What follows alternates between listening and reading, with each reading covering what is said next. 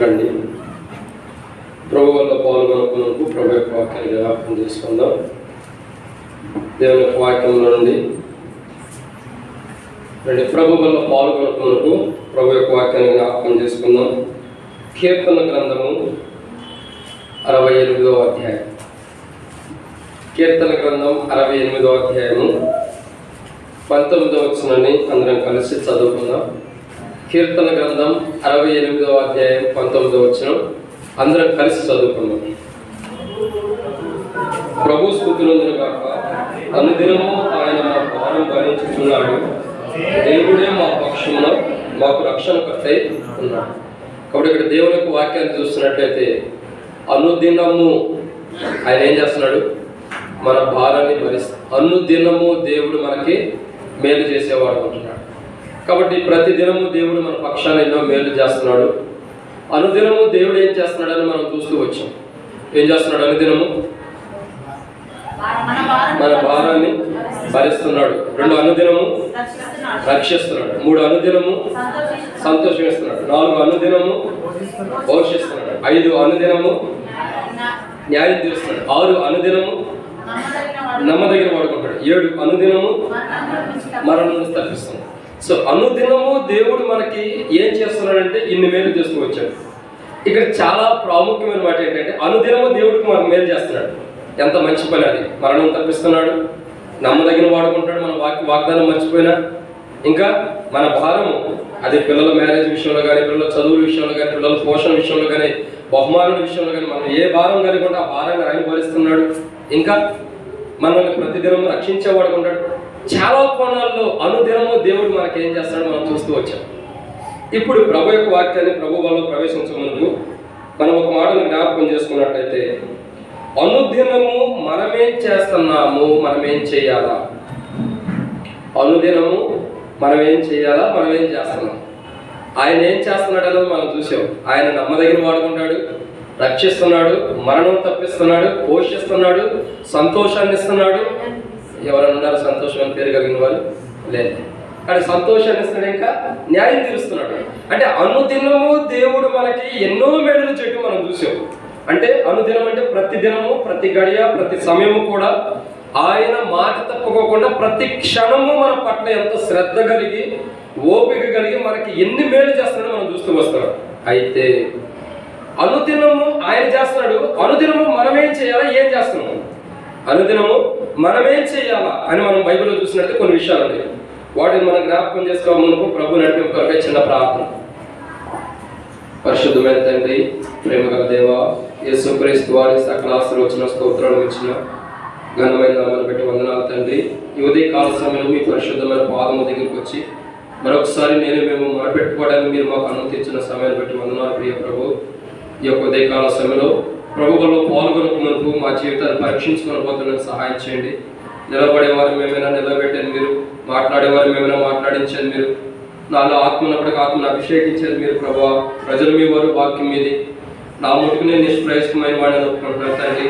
అదే రీతిలో మా ప్రేమగల తండ్రి దేవ, దాసుడు యజమానుల వైపు చూస్తున్నట్లు, దాసుడు యజమానుల వైపు చూస్తున్నట్లు ఉదయకాల సమయంలో మాట్లాడి మీ వైపు వీక్షిస్తున్నాం ప్రభు. పరలోకం నుండి మేము ప్రభు వల్ల పాల్గొనడానికి ఎలాంటి హెచ్చరికలతో కూడిన మాటలు అవసరమో మాకు బయలుపరిచి మహిమ పొందండి. నా సొంత మాటలు, సొంత ఆలోచన వస్తుంటే లయపరచండి, మరుగు చేయండి. విలాప మాట త్రోసివేసిన త్రిపివేసిన దేవుడి.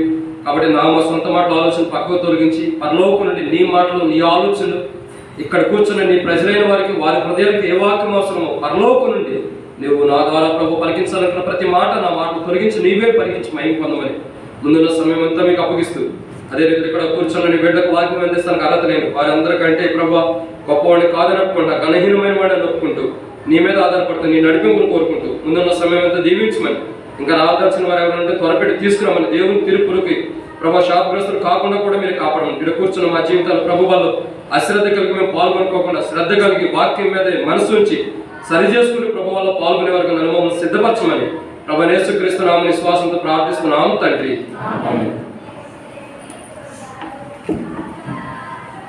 ప్రభు యొక్క వాక్యాన్ని జాగ్రత్తగా చూస్తున్నట్లయితే చాలా త్వరగా ముగించేస్తాం. ఎందుకంటే ఎండలు బాగా ఎక్కువ అవుతున్నాయి కాబట్టి, ఈ నెలలో ఇంకా ఎక్కువ ఉంటాయి కాబట్టి త్వరగా ముగించి వేస్తాము.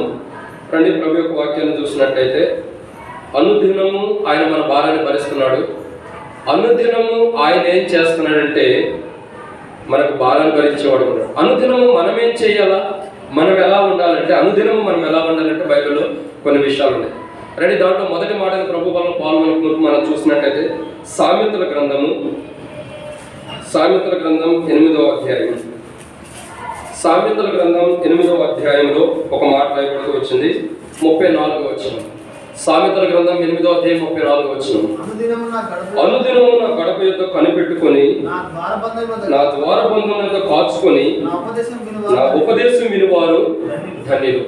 కాబట్టి సామెతల గ్రంథంలో సొలొమోను దేవుని యొక్క ఆలోచనను బట్టి రాసుకున్నటువంటి దేవుని యొక్క ప్రణాళికల గురించి, దేవుడు ఆలోచించిన విధానం గురించి సొలొమోను సెలవిస్తుంది ఏంటంటే, అనుదినము నా గడప యొద్ద ఏం చేస్తున్నాడు, అనుదినము గడప యొద్ద కనిపెట్టుకుని.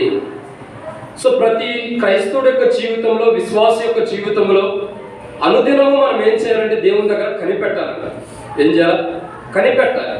అంటే మనం ఏదైనా జాబ్ గురించి దేవుని సన్నిధిలో ప్రార్థించామనుకో, అది దేవుడు ఇస్తాడా లేదన్నది కనిపెట్టాలి. ఒక వివాహ విషయమై మనం ఎవరైనా వివాహం చేసుకుంటారనుకో, వివాహ విషయంలో దేవుని సన్నిధిలో కనిపెట్టాలి. దేవుడు ఏదైనా పరిచర్య తలాంతులు ఇచ్చినప్పుడు అది దేవుని ఉద్దేశమా కాదని దేవుని దగ్గర కనిపెట్టాలి.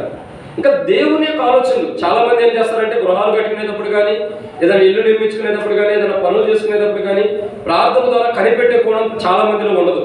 ఏం చేస్తారు? ఏదో ఒక గడియ చూసుకుంటారు, ఏదో ఒక ఆలోచన చూసేసుకుంటారు, మొదటి పిలిచేసుకుంటారు, ప్రార్థన చేస్తారు, కనిపి చేసేస్తారు. కాబట్టి ఇక్కడ విషయం ఏంటంటే, ఏది చేసినా వివాహ విషయంలో కానీ, ఇంటి విషయంలో కానీ, జాబ్ విషయంలో కానీ, ప్రతి కోణంలో కూడా, ఇంక్లూడింగ్ మనం ఏదైనా కారు కొనాలన్నా, బైక్ కొనాలన్నా, కనీసం మనం వస్త్రాలు మనం కొనుక్కోవాలన్నా కానీ అనుదినము దేవుని లోపల మనం కనిపెట్టి ఉండాలి. ప్రతిదినం దేవుని దగ్గర కనిపెట్టడం ప్రాముఖ్యమైనది.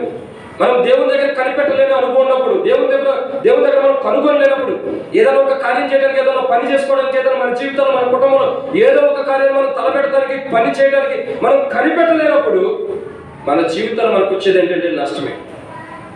చాలా మంది కుటుంబాలు చూస్తే వివాహాలు చేసుకోవడానికి దేవుని దగ్గర కనిపెట్టుకోకుండా ఏదో ఒక ఆలోచనలు బట్టి పెద్దలు మాట్లాడుకుని ఏదో ఒక విషయం, పెద్దలంటే మన సంఘంలో ఉన్న పెద్దలు కాదండి, కుటుంబాల రీతిగా వాళ్ళు బయట ఉండే పెద్దలు వేరు. సో వాళ్ళు మాట్లాడుకుని ఏం చేస్తారంటే, ఇరుపక్షాలు మాట్లాడుకుని ఒక స్త్రీ పురుషులు చూస్తారు, ఇద్దరు నచ్చారంటే నచ్చారు అనుకుంటారు. ఈయనకేమో తెల్లగా ఉంది కాబట్టి నచ్చింది, ఆయనకేమో ఈయన ఎట్లా కానీ జాబ్ ఉంది కాబట్టి నచ్చేస్తాడు, చక్కగా హ్యాపీ ఫీల్ అయిపోతారు, నచ్చి పెళ్లి చేసుకుంటారు. పెళ్లి అయిన తర్వాత జరిగేది ఏంటంటే, అనుదినము వీరు దేవుని దగ్గర మ్యారేజ్ విషయమే కనిపెట్టలేదు కాబట్టి ఏం జరుగుతూ వస్తుందంటే, ప్రతిరోజు వారి కుటుంబంలో గొడవలు జరుగుతూనే ఉంటాయి. కారణం ఏంటి? మనం ఒకసారి దేవుని దగ్గర కనిపెట్టినప్పుడు దేవుడు శ్రేష్టకరమైనది, ముత్యముతో కూడినది, మేలుకరమైనది ప్రభు అయిన యేసు ప్రభువును అనుగ్రహించినప్పుడు ప్రతి దినము కూడా దాన్ని దేవుడు కాపాడేవాడు. కాబట్టి ఇక్కడ ఒక కోణం మనం అర్థం చేసుకుంటే, ప్రభు వల్ల పాల్గొనే మన జీవితాల్లో మనం దేవుని వాక్యం కొరకు ఎంతవరకు మనం కనిపెడుతున్నాం, కనిపెట్టవలసిన ఒక కోణం మనం చూస్తూ వచ్చాం. రెండో కోణంలో చూస్తున్నట్లయితే మనం కనిపెట్టాల్సింది ఏంటంటే, ఇక్కడ సామెతల గ్రంథంలో రాయబడుతున్న మాట చూస్తున్నాం, 8వ అధ్యాయం 34వ వచనంలో, అనుదినము నా గడప యొద్ద కనిపెట్టుకుని నా ద్వారబంధముల యొద్ద కాచుకొని నా ఉపదేశం వినివారు ధన్యులు. కాబట్టి మనం దేన్ని కనిపెట్టుకోవాలంటే, దేవుని వాక్యాన్ని కనిపెట్టుకోవాలి. దేవుడు ఏం మాట్లాడుతున్నాడు, దేవుని ఆలోచన ఏముంది, దేవుని ప్రణాళిక ఏముంది. ప్రతి వ్యక్తి యొక్క జీవితంలో చూసినట్లయితే ప్రతి దినం దేవుడు తనతో మాట్లాడటానికి ఎన్నో కోణాలు ఇష్టపడుతూ ఉంటాడు.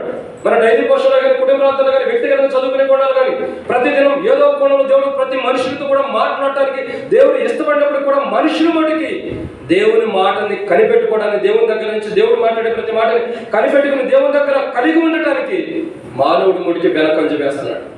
దేవుని మాట, దేవుడు ఏం మాట్లాడుతున్నాడు, దేవుని వాక్యం ఏముంది, దేవుని వాక్యం మనకి ఏం బోధిస్తుంది, ఏమి శ్రమిస్తుందని దేవుని దగ్గర కనిపెట్టుకునే విషయాల్లో మానవుడు వెనకంజ వేసిన వాడు ఉన్నాడు. సండే స్కూల్ తీసుకెళ్ళాను, సండే స్కూల్ పంపించాను. కాబట్టి దేవుని యొక్క వాక్యం ఏమంటుందంటే, బైబిల్ సెలవిచ్చిన మాట, అనుదినము మనం దేవుని గడప యొద్ద కాచుకొని కనిపెట్టుకునే వారుగా ఉండాలి.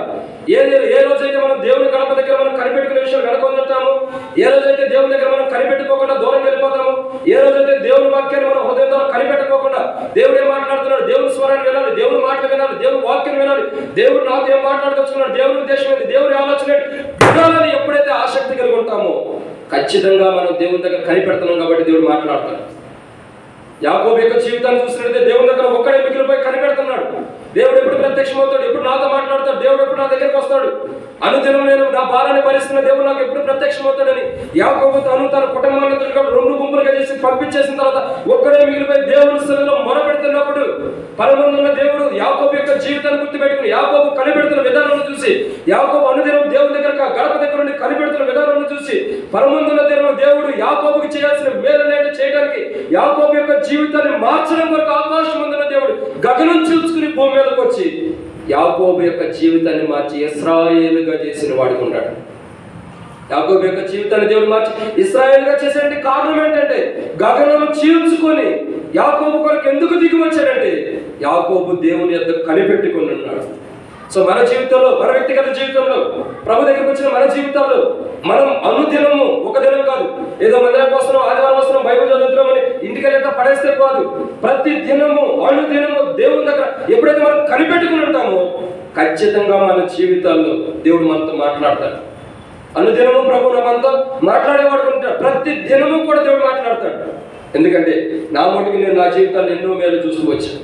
దినదినము దేవుడు మాట్లాడే కోణం, డైలీ కోసం చదువుకుంటున్నప్పుడు ప్రతి దినము దేవుడు మాట్లాడే ఆనందం, దేవుడు మాట్లాడే మాటలను బట్టి ఆనందం, సంతోషం, వెలకట్లేనంత ఆనందాన్ని నేను చూస్తూ వచ్చాను. ఎందుకంటే నా జీవితంలో ఏదో పొరపాటు ఉంటే, నా జీవితంలో అవిధేయతలు ఉంటే, నా జీవితంలో దేవుడికి నాకు అయిష్టకరమైన ఏమంటే దేవుడు చూపిస్తున్నప్పుడు, దేవుడు మాట్లాడుతున్నప్పుడు, అనుదినం ఆయన గడప దగ్గర నుండి ధ్యానించే విషయాలు, మాట్లాడే విషయాలు కనిపెడుతున్నప్పుడు ప్రతి దినము దేవుడు మాట్లాడినప్పుడు సరి చేసుకోవడానికి ఇష్టపడుతున్నాడు. ఎందుకు? అనుదినం దేవుని దగ్గర మనం కనిపెడితే మనలో బలహీనతలను చూపిస్తాడు, మనలో అవిధేయతలను చూపిస్తాడు, వాటిని సరిచేస్తాడు దేవుడు. ఎప్పుడైతే మనం దేవుని దగ్గర కనిపెట్టే అనుభవం ఉండదో అప్పుడు ఖచ్చితంగా మనలో ఉన్న బలహీనతలు మనకు కనబడవు. బలహీనతలు పెట్టుకునే మనం ప్రభువులో పాల్గొంటాం. కాబట్టి దేవుని తీర్పు వస్తుంది.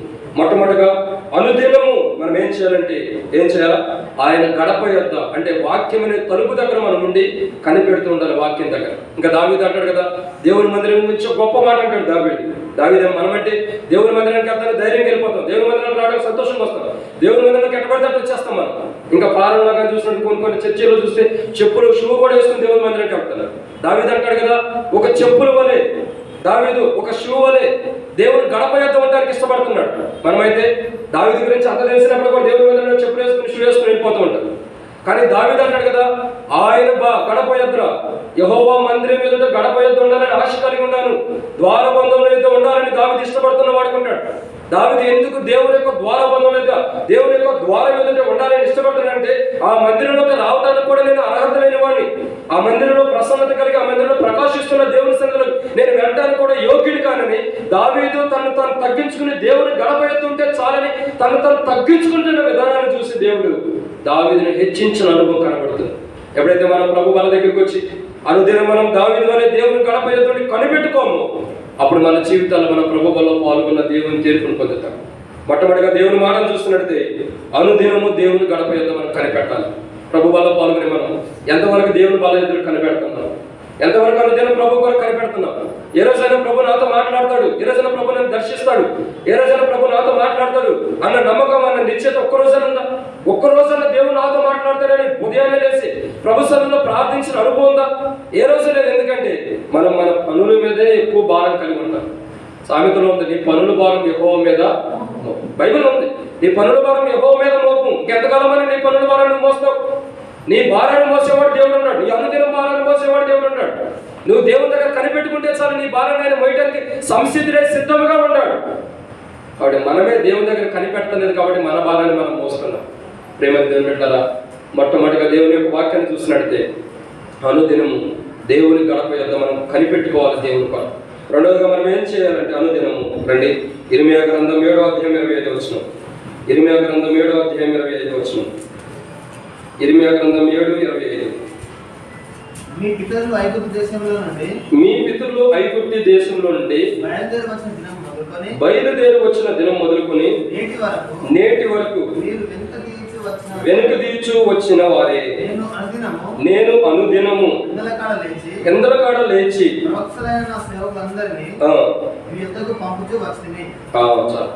కాబట్టి దేవుడు అంటున్నాడు, ఏమంటాడంటే పెందల కాడ లేచి. ఎప్పుడు లేస్తున్నాడు దేవుడు అంటే నిద్రపోతున్నాడని కాదులేండి, మనల్ని లేపడానికి. మనకి పెందలకాడ ఎప్పుడంటే తెల్లారిన తర్వాతే, తెల్లవారి 9 అయితే మనకు పెందలకాడ తెల్లారినట్టు. మనం లేచే దీనికంటే 9ంటికి, అదే మనకు తెల్లారినట్టు. హిందువులకైతే తెల్లవారు ఎప్పుడంటే 5 గంటలకి తెల్లారిపోయింది, మనకైతే 9. ఇక మా పనులు కలిగిన వాళ్ళైతే 8 గంటలకి. ఇక అంతమించి మనకు తొందరగా తెల్లారిపోదు. ఎండాకాలం వచ్చినా కానీ ఎక్కువసేపు పడుకుంటానే ఉంటాం ఇంట్లో, మందిరానికి రావడానికి సమయం పోతుంది. ఆలస్యమైపోయింది. కారణం ఏంటి? ఇక్కడ దేవుని యొక్క వాక్యం ఏమైనా సెలవిస్తుందంటే పెంతల కాడనే లెగుస్తున్నాడు అనుదినం. ఇంకా ఇంకో మాట చూస్తున్నట్టే యెహోషువతో ప్రభు అంటాడు, రేపు ఉదయం తెల్లవారు ఉదయ కాలంలో పెద్దల కాడ లేచి మిమ్మల్ని మీరు సిద్ధపరచుకుని అని బైబిల్ ఉంది. అంటే అర్థం ఏంటంటే ప్రతి ఉదయ కాల సమయంలో అనుదినం మనం లేవాలంట.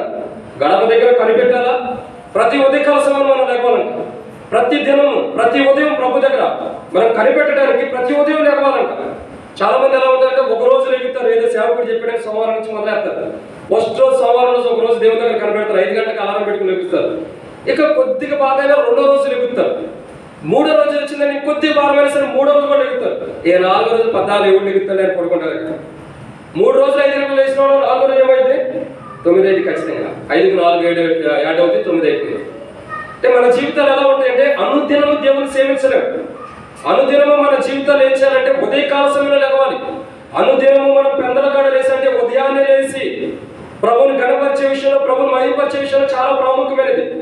ప్రియమైన దేవుని బిడ్డలు, ప్రభు వల్ల పాల్గొంటే వచ్చిన మన జీవితాల్లో అనుదినము మనం దేవుని యొక్క దేవుని గణపతితో కనిపెట్టుకోకుండా, అనుదినము మన జీవితాల్లో ఉదయాన్నే లేసి అనుభవం లేకుండా, ఉదయాన్నే లేసి దేవుని మహిమపరచంగా, దేవుని గణపరచంగా, దేవుని ఆరాధించే కోణంలో కానీ దేవుని మహిమపరిచే కోణం మనం లేనప్పుడు, మనలో అనుదినం మనం దేవుని సన్నిధిలో ఆత్మీయంగా లెగవలేనప్పుడు మనం ప్రభు వల్ల పాల్గొనడానికి కూడా అనుదినం అంటే ప్రతి ఆదివారం ప్రభు వల్ల పాల్గొనడానికి కూడా మనం యోగ్యం కాదు. మనం ఉదయకాల సమయంలో లేచి ప్రభుని మహిమపరచలేనప్పుడు, ఉదయకాల సమయంలో లేచి ప్రభుని గణపరచలేనప్పుడు, ఉదయకాల సమయంలో లేచి ప్రభుని మహిమపరచలేనప్పుడు మనం ప్రభు వల్ల పాల్గొనడానికి కూడా యోగ్యం కాం. మనం ప్రభుతో కలుసుకోలేనప్పుడు, ప్రభుత్వ ఆత్మీయంలో సహవాసం లేనప్పుడు, ప్రభుత్వ ఆత్మీయంలో బంధత్వం లేనప్పుడు మనం ప్రభు వల్ల ఎట్లా పాల్గొనగలుగుతాం?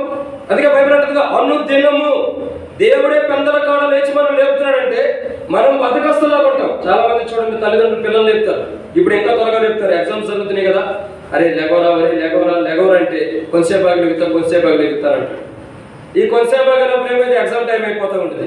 ఇంకా అప్పుడు అడావుడికి వెళ్తాడు, 2 చాక్లెట్ తల మీద పోసుకుంటాడు, స్నానం చేస్తాడు, బ్రష్ చేసినట్టుగా పరిగెత్తాడు, తిన్నట్టుగా వెళ్ళిపోతాడు ఎగ్జామ్. ఎంత తొందరపడి వెళ్తాడు కాబట్టి ఎంత టెన్షన్ కలుపుతారా అక్కడ చదివినవన్నీ మర్చిపోతాడు. ఏముంటుంది అక్కడ అంటే అర్థమేంటి? ఒక వ్యక్తి జీవితంలో త్వరగా లేగిస్తే ఎంతో క్షేమం, ఎంతో మేలు ఉంటుంది. ఉదయకాల సమయంలో లేదు చూడండి, ఎన్నో పనులు త్వరగా అయిపోతూ ఉంటాయి. నువ్వు ఉదయకాల సమయంలో 5 గంటలకే ప్రార్థన గంట చేసుకో, తర్వాత నీ పనులు స్టార్ట్ చేయి, 7-8 గంటల నీ ఇంట్లో పనులు అయిపోతాయి. చాలా మంది కుటుంబాలు చూస్తే ఇంటికి వెళ్ళగానే 11 అయినా కానీ టిఫిన్ చేయలేదు, 11 అయినా ఇంకా టిఫిన్ చేయలేదు. ఏంటంటే ఇంకెక్కడైనా ఇంత ముందే లేచిందని చెబుతాను. ఏం చేసావని ఇప్పుడు లేసే చెప్పు. ఏం చేసావు? నీ వల్ల ఏ ప్రయోజనం? దేశానికి లాభం జరిగిందా? లేదా ప్రభు కార్యాలయం నువ్వు చేసావా? రేత్రి పొగలైనా ప్రార్థన చేసావా? ఏం చేసావని ఇప్పుడు లేసావు? 9 లేసి ఇప్పుడే లేసామని చెప్తాను. కాబట్టి ప్రేమ దేవుని బిడ్డలు, పెందల కూడా ఉదయకాల సమయంలో లేవడం ప్రాముఖ్యమైనది. ఎప్పుడైతే మనం తెల్లవారుజామున లేసి ప్రతి ఉదయకాల సమయంలో ప్రభు సన్నిధిలో మొరపెడతామో ఖచ్చితంగా దేవుడు మనం కలుసుకోవడానికి వస్తారు. మనం ఉదయకాల సమయంలో లేచి అనుభవం లేనప్పుడు మన దగ్గర ప్రభు రావడం కూడా కష్టమే.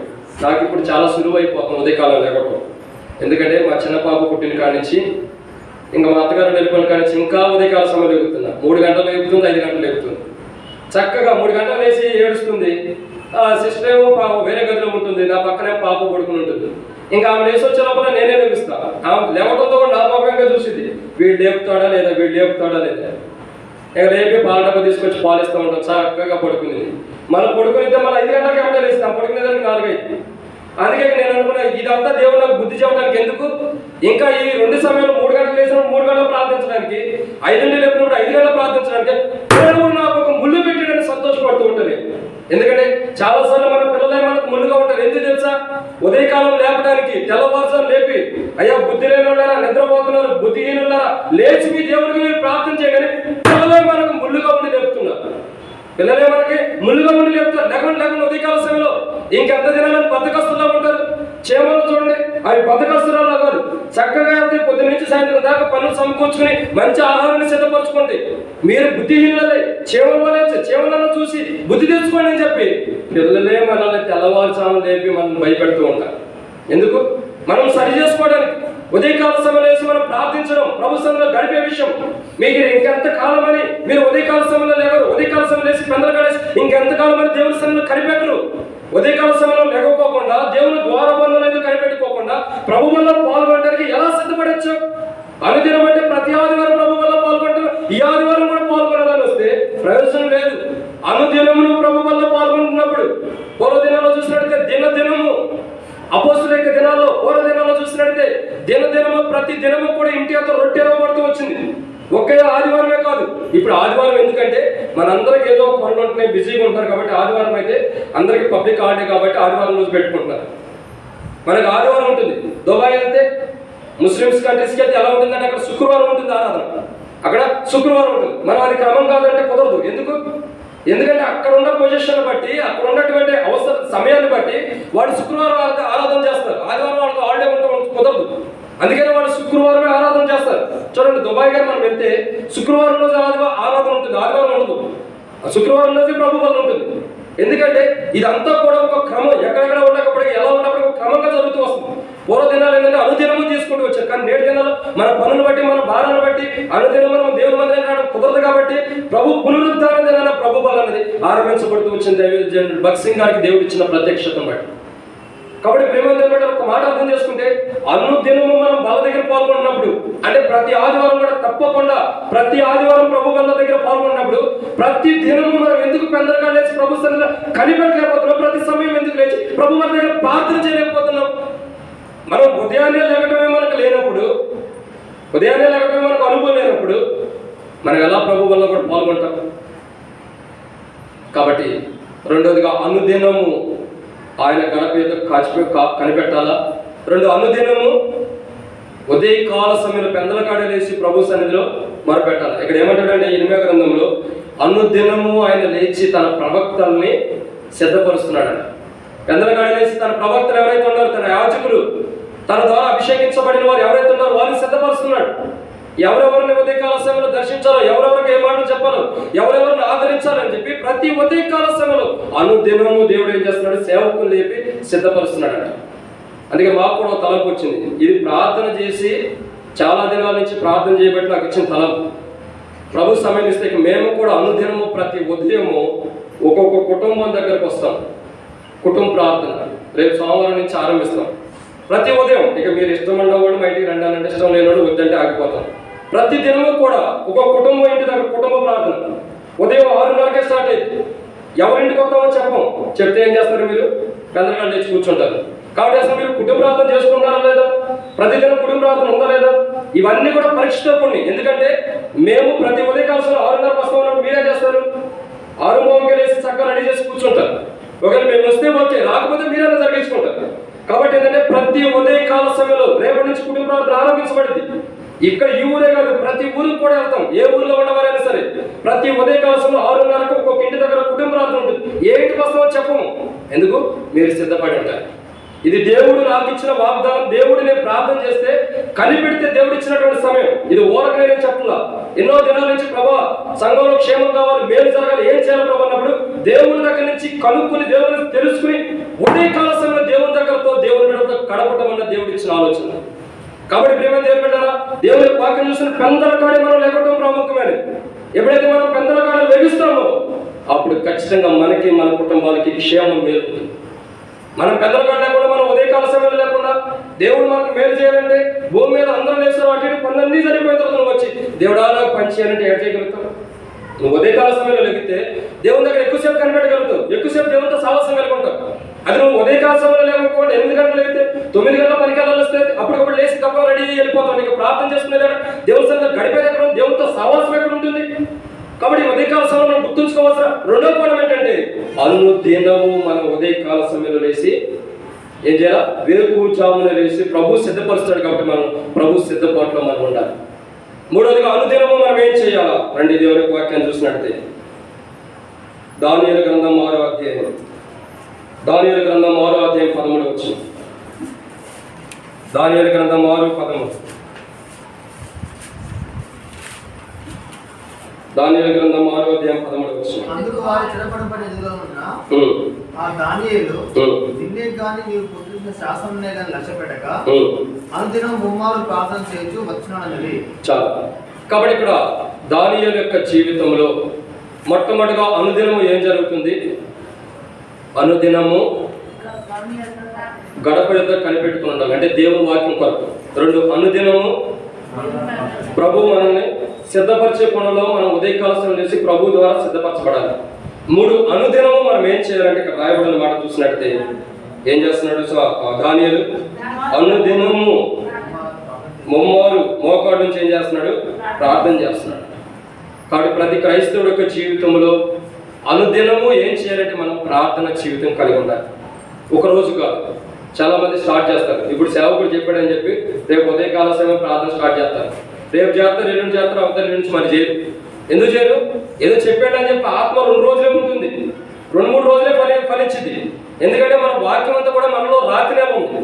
రాతి నెల ఉండటం ద్వారా వాక్యం ఫలించింది. కానీ కొన్ని దినాలే. ఎందుకు? కింద వేరే వెళ్ళడానికి ఛాన్స్ లేదు. ఎందుకంటే రాయి అడ్డుగా ఉంది కాబట్టి కిందకు వేరే వెళ్ళడానికి సమయం లేదు కాబట్టి ఆ వేరు ఫలించుకోకుండా, చెట్టు ఫలించుకోకుండా కొంతవరకు ఫలించేటట్టు చేసింది, కానీ మిగతా ఆగిపోతుంది. మన జీవితాలు కూడా అంతే. కొన్ని దినాలు బాగానే ఫలించేటటువంటి స్థితిలోకి వెళ్తాం, కానీ తర్వాత ఏమైపోతా వస్తామంటే కింద రాయి ఉంటుంది ద్వారా అది పూర్తిగా మనం కొనసాగించలేము. కాబట్టి బైబిల్ ఏమైనా హెచ్చరిస్తుందంటే దేవుని యొక్క వాక్యాన్ని చూసినట్టయితే అనుదినము మనం ఏం చేయాలంటే ప్రార్థన జీవితం కలిగి ఉండాలి. ప్రతి దినము కూడా ప్రార్థన జీవితం ప్రతి క్రైస్తవుడికి ప్రాముఖ్యమైనది. ఇక్కడ దేవుని యొక్క వాక్యాన్ని చూసినట్లయితే దానియేలు యొక్క జీవితం ముమ్మారంటే 3 సార్లు ప్రతి దినం ప్రార్థన చేస్తున్నాడు. బహుశా నేను కూడా ప్రతి ఉదయకాల సమయంలో, ప్రతి మధ్యాహ్న కాల సమయంలో, ప్రతి రాత్రి కాల సమయంలో కూడా 3 సార్లు దేవుని సన్నిధిలో ప్రతి దినం ప్రార్థన జీవితం కలిగి ఉంటున్నాడు దావీదు. అందుకే దానియేలు. కాబట్టి నా జీవితంలో కూడా నేను ఎన్నోసార్లు తిమోథెకు చెప్తూ వస్తాడు. తిమోథెకు దగ్గర 3 టాబ్లెట్లు ఉన్నాయి. 3 టాబ్లెట్లు ఆయన ప్రభు మహిమ పిలువబడిన వాళ్ళు కూడా వేసుకుంటూనే ఉంటాడు. దేవుని యొక్క వాక్యమైన టాబ్లెట్ రోజు ఒక పూటకు ఒక్కొక్క వాక్యం చదివి అది ఒక టాబ్లెట్ లాగా వేసుకున్నాడంట. అందుకే ఆయన ఎక్కువ రోజులు బతికాడు. కాబట్టి నేను కూడా అంకుల్ అడుగుతూ వచ్చాను, అంకుల్ నాకు కూడా 3 టాబ్లెట్లు ఇవ్వండి అంటే, మరి పిచ్చోడు ఇది నేను ఇస్తే నీకు అనారోగ్యం వచ్చింది, నువ్వే దేవుని అడుగు, దేవుడు ఇస్తే ఆరోగ్యం ఉంటుంది అన్నాడు. ప్రభుని అడుగుతూ వచ్చినప్పుడు ప్రభు 3 టాబ్లెట్లు నాకు కూడా ఇచ్చాడు. ప్రతి ఉదయకాలం నేను ఆ టాబ్లెట్ వేసుకుంటే ఏంటో తెలుసా? చదవండి ఆ మాట. యెషయా గ్రంథం 49వ అధ్యాయం. యెషయా గ్రంథం 49వ అధ్యాయం 15వ వచనం. స్త్రీ తన గర్భంలో పుట్టిన బిడ్డను కరుణింపకుండా తన చంటి పిల్లను మరచిన వారైనా మరచుదురుగా నేను నిన్ను మరణం. ఇది నా మొదటి టాబ్లెట్. అంటే ప్రతి ఉదయకాలం ఎక్కడొద్దు వేసుకునే టాబ్లెట్ ఇదే. అంటే స్త్రీ తన గర్భంలో బిడ్డను కరుణించుకున్న మర్చిద్దా? అంటే నిన్ను కన్నా నీ తల్లి మర్చిన నేను నిన్ను మరవను అన్నాడు దేవుడు. ఈ దినమంతట్లో ఎక్కడ కూడా ఎలాంటి అపాయం కీడు రాకుండా నేను నిన్ను మరవకోకుండా, నీ తల్లిదండ్రులు నిన్ను మర్చిన నేను మరవకుండా నేను కాపాడుతాను అన్నాడు. రెండోదిగా దేవుడు ఇచ్చిన టాబ్లెట్ ఏంటి తెలుసా? రండి 2వ మాట చూసినట్లయితే లూకా సువార్త 22వ అధ్యాయం 32వ వచనం. లూకా సువార్త 22వ అధ్యాయం 32వ వచనం. నీ నమ్మిక తప్పిపోకున్నట్టు నేను నీ కొరకు వేడుకుంటుని, నీ మనసు తిరిగిన తర్వాత నీ సహోదరులు స్థిరపరచమని చెప్పాను. మొదటిగా ఆయన నన్ను కాపాడేవాడుకుంటాడు. 2 ఈ లోకంలో నేను ఉన్నప్పుడు ఉదయాన్నే లేకపోతే ఆయన కాపాడుతాను అంటాడు. మధ్యాహ్న కాల సమయంలో ఆయా సమయంలో ఈ దినాల్లో భూమి మీద జీవించేటప్పుడు ఎలాంటి పరిస్థితుల్లో బట్టి ఎలాంటి శోధనలు పడిపోయినా నీ నమ్మిక తప్పిపోకున్నట్టు నేను నీ కొరకు వేడుకుంటాను అన్నాడు. అంటే అర్థం ఏంటి? నేను నిన్ను కాపాడుతున్నాను, నువ్వు దారి తప్పిపోయినా మళ్ళీ నీ కొరకు వేడుకుంటున్నాను అన్నాడు. ఇది మధ్యాహ్న కాల సమయం. ఇక రాత్రి కాల సమయంలో చూసినట్టే రండి కొరింథీయులకు రాసిన పత్రికలో రాయబడుతూ వచ్చిన మాట చూసినట్లయితే 2 కొరింథీ 12వ అధ్యాయము ఒక మాట రాయబడుతూ వచ్చింది. 2 కొరింథీ 12వ అధ్యాయం 9వ వచనం. అందుకు నా కృప నీకు చాలును, బలహీనత యందు నా శక్తి పరిపూర్ణమవుతున్నది ఆయన నాతో చెప్పారు. కాబట్టి 3 వాక్యాలు కూడా దేవుడు నన్ను అంతా బలపరుస్తూ వస్తారు ప్రతిదినం. ఉదయకాల సమయంలో నేను మరవట్లేదు అన్నాడు. మధ్యాహ్న కాలం తప్పిపోయి నేను సరిచేస్తాను అన్నాడు. రాత్రి కాల సమయంలో ఈ దినమంతా నేను కాపాడే కాబట్టి నా కృప నీ మీద సంతోషించమంటున్నాడు. సో ప్రతి దినము కూడా మనం ఎప్పుడైతే ఈ దానియేలు వలె ఉదయకాల సమయంలో వేసి ప్రతి ఉదయకాల సమయంలో ప్రతి పెందలకాడ వేసి ఎప్పుడైతే ప్రతి ఉదయం, ప్రతి మధ్యాహ్న కాలం, ప్రతి రాత్రి పూట ప్రభు సన్నిధిలో ఎప్పుడైతే మనం ప్రభు సన్నిధిలో ప్రార్థన జీవితం కలిగి ఉంటామో ఖచ్చితంగా మన జీవితాలు ఏమైంది? మనం ఇవ్వాల్సిన దశ భాగం దేవునికి ఇచ్చేస్తున్నాం. ఏంటి ఆ దశ భాగం? సమయం. దేవునికి ఇవ్వాల్సిన సమయాన్ని దేవునికి ఇచ్చేస్తున్నాం. చూడండి, పొద్దున కూడా 1 గంట, అదే రీతిలో మధ్యాహ్నం 1 గంట, రాత్రి 1 గంట ప్రార్థన గడిపితే ఒక దినానికి దేవుని సమయం దేవునికి ఇచ్చినట్టే కాదా? దేవుని సమయం కంటే కూడా ఎక్కువ దేవునికి ఇచ్చినట్టు. అప్పుడు ఏం చేస్తున్నాడు? ఆయన సమయాన్ని ఆయన సన్నిధిలో గడిపాం కాబట్టి మెండైన ఆశీర్వాదాన్ని దేవుడు ఇస్తాడు. ఇక్కడ ఒక మాట జాగ్రత్తగా అర్థం చేసుకుంటే అనుదినము మనం దేవునిలో ప్రార్థన జీవితం గడపడం ద్వారా దేవుని దగ్గర నుంచి బహుమానాలు పొందుతాం. అడుగుడి మీకు ఇవ్వబడ్డాను అంటే 3 దినంలో 3 సార్లు అడిగితే 3 సార్లు అడిగిన 3 బహుమానాలు దేవుడు ఇస్తాడు.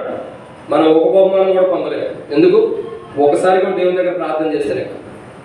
దానియేలు 3 సార్లు చేశాడు, మనం ఒకసారి చేస్తేనే కాదు. మన జీవితంలో మనం ప్రార్థన జీవితం లేనప్పుడు, దానియేలు వలె ముమ్మారు ప్రార్థన జీవితం లేనప్పుడు, ప్రార్థన అనుభవం లేనప్పుడు, ప్రభు సన్నిధిలో ప్రార్థన జీవితం కలిగి ఉండలేనప్పుడు, మనలో ప్రార్థన జీవితం లేనప్పుడు మనం ప్రభు వల్ల పాల్గొనడానికి కూడా ప్రయోజనం లేదు. నువ్వు ప్రార్థన పరుడు కాకుండా, ప్రార్థన జీవితం లేకుండా, ప్రార్థనలో గడుపుకోకుండా, ప్రార్థన అనుభవం లేకుండా ప్రభు వల్ల పాల్గొంటే ఎట్లా నువ్వు ప్రభు సన్నిధిలో ఆత్మీయంగా ఎదగలుగుతావు? ప్రభు నీతో ఉన్న సావాసం ఏది? ప్రార్థన అంటే అర్థం ఏంటంటే ఒక మనుషుడు మరొక మనుషులతో సావాసం కలిగి ఉండటం.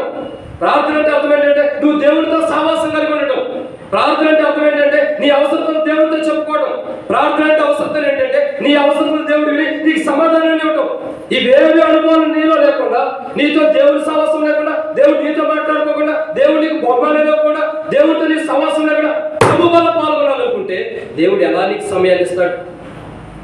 దేవుడు నీతో సవాసం ఉండాలన్నా, నీకు బొమ్మను ఇవ్వాలన్నా, నిన్ను ఆశీర్వదించాలన్నా ప్రార్థన జీవితం ప్రాముఖ్యమైనది. ప్రార్థన జీవితమే లేనప్పుడు నువ్వు ఎలా ఆశీర్వదించబడతావు? అబ్రహాము ఉన్న ప్రార్థన జీవితం, ఆత్మల గురించి ఉన్న ప్రార్థన జీవితాన్ని బట్టి అబ్రహాముతో దేవుడు అంటాడు, నేను చేయబోయే కారణం అబ్రహాముని దాచుతున్నా, నేను ఏదైనా చేయబోకాను అబ్రహాము దాచిన. ఎందుకంటే అబ్రహాము నా ఇల్లంతటా నమ్మకస్తుడు, అబ్రహాము నా ఇల్లంతటా నమ్మకస్తుడు, నాకు ప్రాణ స్నేహితుడు అబ్రహాము. కాబట్టి అబ్రహాము నేను చేసే విషయాలు దాచను. దేవుడు మనకు చేసే విషయాలు దాస్తున్నాడంటే మనలో బలహీనతలు ఉన్నాయని అర్థం.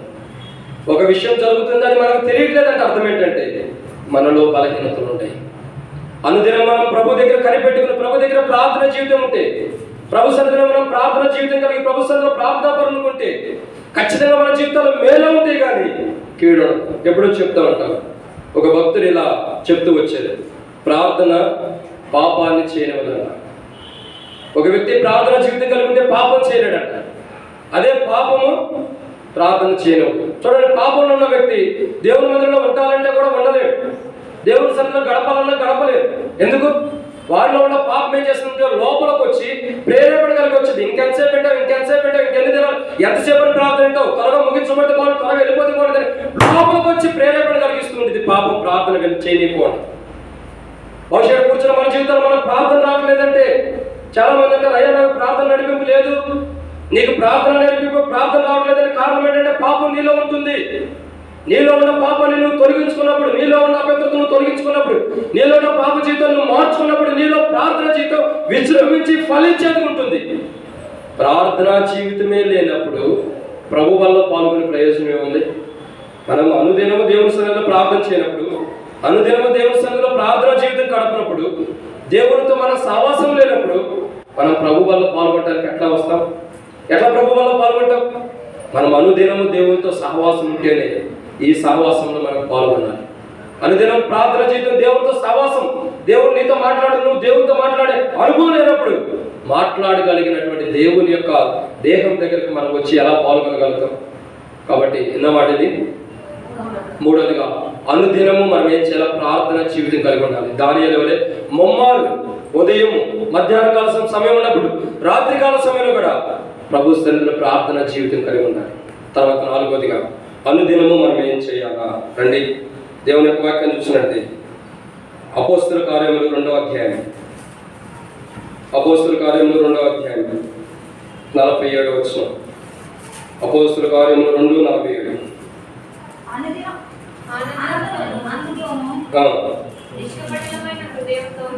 ఆనందంతోను నిష్కపటమైన హృదయంతోను ఆహారం పుచ్చుకొనుచుండిరి, మరియు ప్రభు రక్షణ పొందు వారిని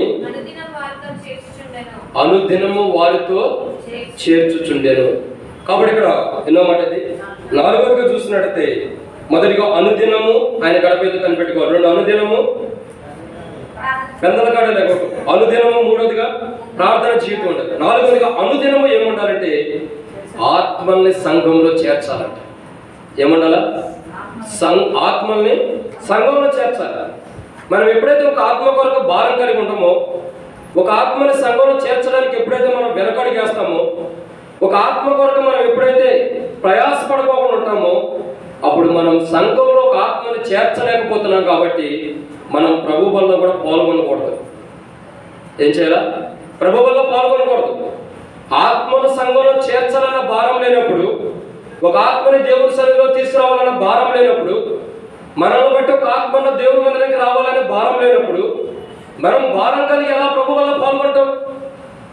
మనకు ఆత్మల గురించి భారం లేనప్పుడు అనుదినము అపోస్తులు కానీ పూర్వ దినాల్లో కానీ అపోస్తులందరూ ఏం చేస్తున్నారంటే అనుదినము ప్రతి ఒక్కరిని సంఘంలో చేరుస్తున్నారంట.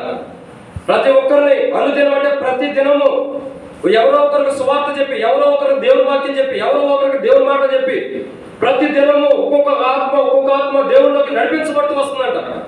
ఆరంభ దినాల్లో సంఘం ఆరంభించబడిన దినాల్లో, సంఘం నిర్మించబడిన దినాల్లో సంఘం ఇంతగా విజృంభించడానికి గల కారణం ఏంటి?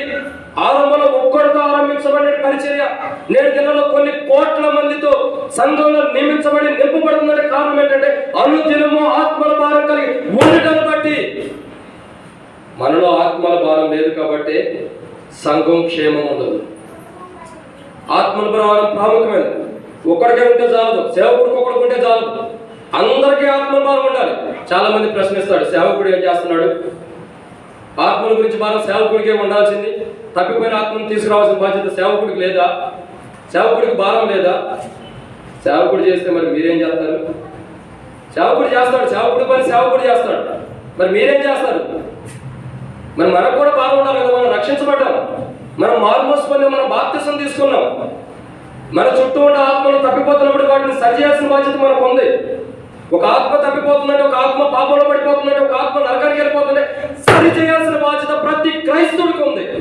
సేవకుడు కాదు, సంఘపెద్దలు కాదు, బాధ్యత కలిగిన వారు కాదు, ప్రతి ఒక్కరికి బాధ్యత ఉంది. నీ తోటి వారు, నీ పక్కన ఉన్న వారు, లేదా నీ బంధువులు, నీ స్నేహితులు ఎవరైనా ఒక ఆత్మ నీ పాపంలో పడిపోయిందంటే అతను లేవనెత్తే బాధ్యత నీకొక్కరికే ఉంది. ఆత్మల భారం లేనప్పుడు, తప్పిపోయిన ఆత్మల్ని సరిచేసే భారం లేనప్పుడు మనం ప్రభు వల్ల పాల్గొనటానికి కూడా ప్రయోజనం కాదు. మనం ప్రభు వల్ల పాల్గొనడానికి కూడా యోగ్యం కాదు. తప్పిపోయిన ఒక ఆత్మని సరిచేయలేనప్పుడు పోరాదినాలి. ఇక్కడ తప్పిపోయిన ఆత్మలు కాదు, కొత్త ఆత్మల సంఘంలో చేస్తున్నారంట. దినదినము, ప్రతి గడియ, ప్రతి రోజు కూడా కొత్త ఆత్మలు తీసుకొచ్చి మందిరంలో చేరుస్తున్నారు. ఈ దినాన్ని వెళ్ళిపోయారంటే, ఈ ఆదివారం వెళ్ళిపోయారంటే వచ్చేవాళ్ళు తమతో పాటు ఒకరినైనా ఇద్దరినైనా దేవుని మందిరాన్ని తీసుకుని వస్తున్నారంట. ఎందుకు? అయ్యా నువ్వు మందిరానికి రా, దేవుని మాటలు విను. ఈ వారం అంతా పరిచయం చేస్తారంట. అయ్యా దేవుని మందిరానికి రా, దేవుని సన్నిధికి రా, దేవుని మందిరంలో గడుపు. దేవుడు ఎలా మేలు చేస్తాడు, ఎలా అద్భుతాలు చేస్తాడు, ఎలా కార్యాలు చేస్తాడు. దేవుని సన్నిధిలో ప్రార్థన జీవితం, దేవుని సన్నిధిలో ఆత్మీయ జీవితం కలిగి ఉండు. దేవుడు మేలు చేస్తాడు, మరణం తప్పిస్తాడని ఒక ఆత్మీయ జీవితం, ఆత్మీయ పోరాటం కలిగిన వాడు ప్రతి దినము ఒక ఆత్మ కొరకు ప్రయాస కలిగి, ప్రేరేపణ కలిగి ఒక ఆత్మను దేవుళ్ళకి నడిపిస్తాడు. వారమంతా తన పని ఏంటంటే ఆత్మ తప్పిపోయిన ఆత్మ కానీ కొత్త ఆత్మలుగా దేవుళ్ళకి నడిపించడమే తన భారం. తనకున్న పని చేసుకుంటాడు, తనకున్న జవాబుదారి ఏదో ఒక పని జరిగించి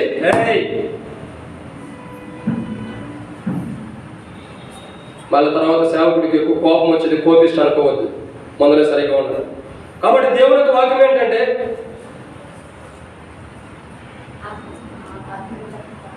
ఆత్మల పట్ల భారం కలిగి ఉండాలి. ఎప్పుడైతే మనం ఆత్మల పట్ల భారం కలిగి ఉంటామో ఖచ్చితంగా మన జీవితాలు క్షేమాన్ని మేలు ఉంటాయి. మనం ఎప్పుడైతే ఆత్మల పట్ల భారం కలిగి ఉన్నామో ఒక ఆత్మ తీసుకొచ్చే కోణం ఉండదు. ఈ దినాలు ఆదివారం రోజు ప్రభు వల్ల పాల్గొంటాం. ఏమని తీర్మానం చేసుకుంటారంటే తర్వాత జరిగే చెబుతున్నా, భవిష్యత్తులో జరగబోయే చెబుతున్నా. ప్రభు వాళ్ళ దగ్గరికి వచ్చిన తర్వాత ఎవరైతే ఆత్మభారం లేని వారు అంటారో చేయొద్దండి, రేపటి నుంచి ఆత్మభారం కలిగి ఉండేవారుగా చేయొద్దంటే అందరం చేయొద్దుతాం.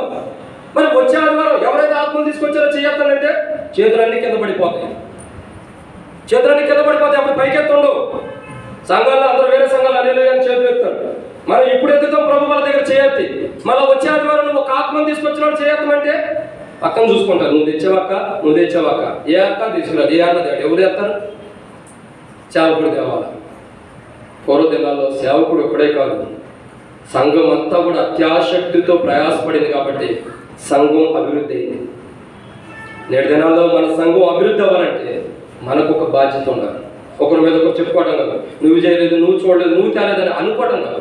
ఎవరికి వారు వ్యక్తిగతంగా ఒక కొత్త ఆత్మను దేవుళ్ళకి నడిపించాలి. ఒక నూతనాత్మ దేవుళ్ళకి రావాలి. ఒక పాపాత్ముడు దేవుని ముఖం నుండి ఒక వ్యక్తి తప్పించబడే ఎవరో ఒక వ్యక్తి మీద గురి పెట్టుకోవాలి. చాలాసార్లు మనం అనుకుంటాం ఈ పాఠ్య పుస్తకం కొనాలంటే మనకు 150 రూపాయలు కావాలి. 150 రూపాయలు దానికి ఏం చేస్తాం? కష్టపడతాం. 150 రూపాయలు వచ్చేంత వరకు పని చేస్తాం.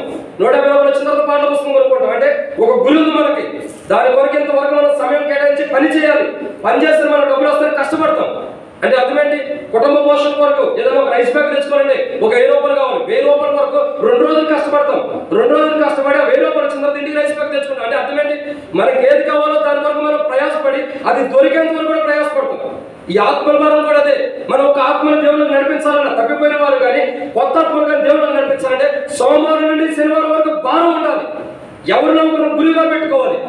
ఈ రోజు ఈ వ్యక్తిని, ఈ వారం అంతా ఈ వ్యక్తికి దేవుని మాటలు చెప్పాలి, ఆ వ్యక్తిని దేవుళ్ళకి నడిపించాలి. ఈ వారం అంతా ఇతనికి దేవుని వాక్యం చెప్పాలి. అతను తప్పిపోయినవాడా చెప్పు, అతను కొత్త ఆత్మ దేవుని చెప్పు, దేవుని మాట చెప్పి అట్లనే సరే ఈ వ్యక్తిని దేవుళ్ళకి నడిపించాలన్నా, ఎప్పుడైతే మనలో ఒక భారం ఉంటుందో అప్పుడు నిజంగా సంఘం కట్టబడుతుంది. అప్పుడు నిజంగా సంఘం కట్టబడుతుంది. సంఘం కట్టబడాలంటే సంఘానికి భారం ఉండాలి. మనకే భారం లేనప్పుడు, మనమే భారంగా లేనప్పుడు, ఒక ఆత్మ గురించి మనకు భారం లేనప్పుడు, ఒక ఆత్మను రక్షించాలన్న ఆ కోరిక మనకు లేనప్పుడు మనం ప్రభు వల్ల పాల్గొన్న ప్రయోజనం ఏముంది? ఒక ఆత్మను దేవుని దగ్గర నడిపించలేనప్పుడు ప్రభు వల్ల పాల్గొంటా కూడా యోగ్యులు కావు మనం. దేవుడు అడిగితే ఏమైనా సాకు చెబుతాం? ఇప్పుడు నేను అడుగుతా మిమ్మల్ని, అక్క ఎందుకు ఒక ఆత్మ తీసుకురాలేదు అన్న, ఎందుకు తీసుకురాలేదంటే లేదన్నా అది ఇది అని ఏదో పని మీద ఉండే, ఏదో బిజీలో ఉన్నానంట. దేవుని దగ్గర కూడా అదే సాకులు చెప్తామా? దేవుని దగ్గర కూడా అదే మాటలు చెప్పగలుగుతామా? లేదులే ప్రభు, నేను ఎన్నో పనుల్లో ఉన్నా, బిజీగా ఉన్నా, అందుకే ఆత్మను తీసుకురాలేకపోయా, ఈసారి క్షమించు.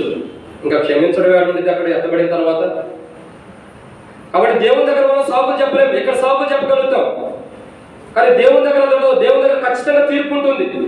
ఒక ఆత్మ భారం లేనప్పుడు రక్షించబడిన మనం దేనికంటే మరొక ఆత్మను చేర్చడానికి. మనతో పాటు అనేక మంది పరలోకాన్ని తీసుకెళ్తారు, మనం రక్షించబడ్డాం. సో అనేక మంది కూడా మన రక్షించబడతారు. మనకు ఒకటి వచ్చి చెప్పారు, మనకు ముందు రక్షించబడిన వాడు నాకెందుకు అనుకుంటే మనం రక్షించబడేవారమా? మనకు ముందు ఉన్నవారు నాకెందుకులే, వాడు ఎక్కపోతే నాకెందుకు అనుకుంటే ఈరోజు మనం రక్షించబడేవారమా? ఈరోజు మందిరంలో కూర్చుని ప్రభు వల్ల పాల్గొనేవారమా? కాదే. మనకు ముందు ఉన్నవారు ఆత్మ భారం కలిగి ఉన్నారు కాబట్టి నేడు దినంలో ఆత్మలుగా సంఘంలో చేర్చబడుతూ వచ్చాం. మరి మన జీవితాలు ఏంటి? మరి మనం కూడా సంఘంలోకి ఆత్మలుగా చేర్చబడాలంటే ఏం చేయాలంటే మనం కూడా ఆత్మల భారం ఉంటాయి. ఇప్పుడు మనం ఆత్మల భారం ఉంటే సంఘంలో అనేక మంది చేర్చబడతారు. కాబట్టి ప్రేమ చాలా మంది అంటారు, ఆ సేవకుడు వచ్చిన తర్వాత సంఘం అభివృద్ధి కావట్లేదు అంటారు. సేవకుడు వచ్చిన తర్వాత సంఘం అభివృద్ధి లేదు. ఎందుకు ఉంటుంది? ఆయనకు ఒక్కడికైనా భారం, అందరికీ భారం ఉంటే సంఘం అభివృద్ధి అయింది. కాబట్టి మనం ఇక్కడ పూర్వదినాల్లో అపోస్తలులు అందరూ కలిపి ఒక్కొక్క ఆత్మ, రోజుకు ఒక ఆత్మను సంఘంలో చేర్చుతున్నారు. కాబట్టి అనుదినము వారి భారం ఏంటంటే ఒక ఆత్మను దేవుళ్ళలోకి తీసుకురావాలి. అనుదినము వారి మీద ఉన్న భారం ఏంటంటే ఒక ఆత్మ దేవుళ్ళలోకి తీసుకురావాలి. అందుకే అనుదినము వారు అనుదినము భరించే భారాన్ని ప్రభావ ఒక ఆత్మను నేను దేవుళ్ళలో తీసుకురావాలి. ఏ ఆత్మని తీసుకురావాలని ప్రభా నాకున్న ఈ భారాన్ని వేదేస్తున్నా, నాకు ఒక ఆత్మను చూపించని వారి భారాన్ని దేవుడి మీద వేసినప్పుడు దేవుడి వారికి కొత్త ఆత్మను చూపించి అనుదినము వారి భారాన్ని దేవుడు భరించి ఆ ఆత్మను కూడా దేవుడి వారి దగ్గర నడిపించి సంఘంలో చేర్చేవాడుకుంటున్నాడు. కాబట్టి ప్రేమ దేవుని పెట్టాలా, అనుదినము మనం ఏముండాలా? సంఘములు ఆత్మల గురించి భారం ఉండాలి, కొత్త ఆత్మను తీసుకొచ్చే భారం. అలాంటి భారం లేనప్పుడు మనం ప్రభు వల్ల పాల్గొనడానికి కూడా యోగ్యం కావాలి. ఇక 4వ మాట మనం చూసినట్టయితే, ఎన్నమాట?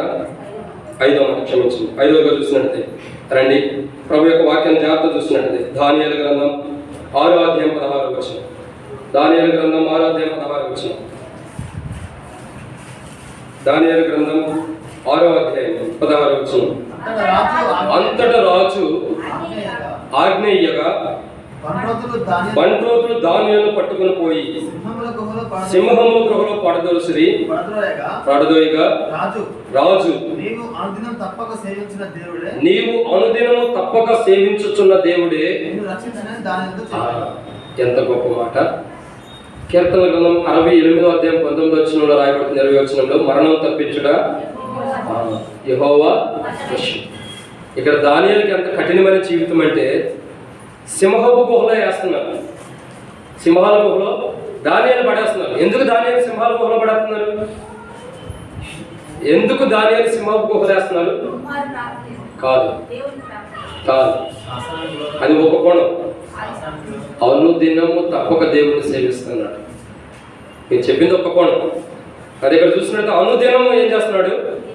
దేవుని సేవిస్తున్నాడు. ఒక దినం కాదు, ప్రతిదినం దేవుని సేవించడం అంటే దేవుని వెంబడిస్తున్నాడు. ఒక గడితో ముగిట్లా, ఒక రోజుతో ముగిట్లా. మనం ఎలా ఉంటాం? ఆదివారం ఒక్క రోజే దేవుని వెంబడిస్తాం, మిగతా రోజులన్నీ మనల్ని మనం వెంబడించుకుంటాం. అంతేనా? దేవుని వెంబడించడం మనం. కానీ ఇక్కడ దానియేలు ఏంటంటే అనుదినము, ఆదివారం రోజే కాదు, ప్రతి దినము దేవుని వెంబడిస్తున్నాడు.